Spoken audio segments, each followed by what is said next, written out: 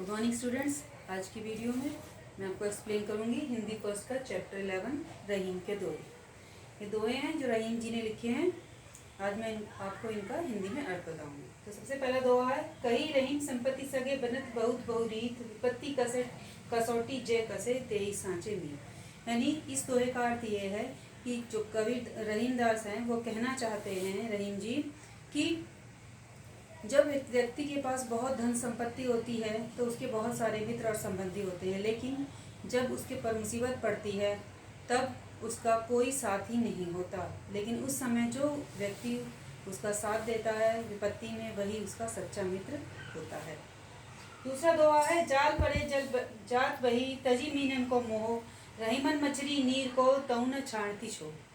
इस दूसरे दोहे में रहीम जी ने सच्चे प्रेम के विषय में बताया है।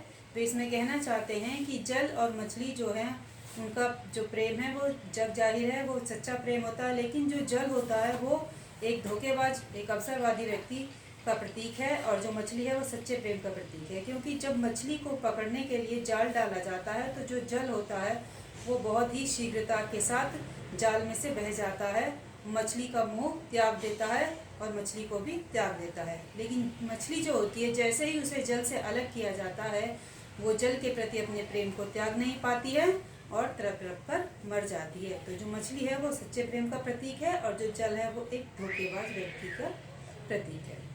तीसरा दोहा है, करवर फल नहीं खात है सरवर पियत न पान कही रहीमन प्रकाश हित संपत्ति सच्चाई सुजान।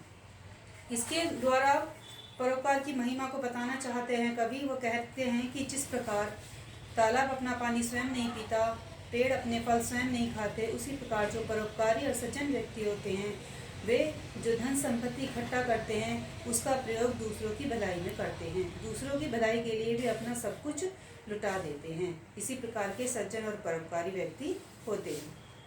चौथा है इसका दोहा, तो थोते बादर कुआर के जो रहीमन गहरात धनी पुरुष निर्धन भय करें पाछली बात। इस दोहे के द्वारा रहीम जो हैं वो ये बताना चाहते हैं कि जब पहले अमीर लोग थे, अब बाद में जब वो गरीब हो जाते हैं तो उनका जो व्यवहार है वो किस प्रकार का हो जाता है। जैसे ही ये वर्षा ऋतु खत्म होती है तो क्वार मास लग जाता है। उस समय क्या होता है कि जो बादल होते हैं बहुत गड़गड़ाहट के साथ गरजते हैं आसमान में, लेकिन बारिश नहीं करते, क्योंकि पानी तब तक उनका खत्म हो चुका होता है। बारिश नहीं करते, केवल शोर मचाते हैं। तो उसी प्रकार जो अमीर व्यक्ति थे पहले और जब गरीब हो चुके हैं तभी भी वो अपने अमीरी के दिनों की शेखी भगाड़ते हैं और दूसरों को प्रभावित करने की कोशिश करते हैं। पांचवा दोहा, धरती की सी रीत है शीत घाम और में जैसी परे सो सही रहे त्यों रहीम यह दे। इस जो दोहा है, इस दोहे में रहीम जी धरती की तरह सहनशील होने के लिए मनुष्य को प्रेरित करते हैं।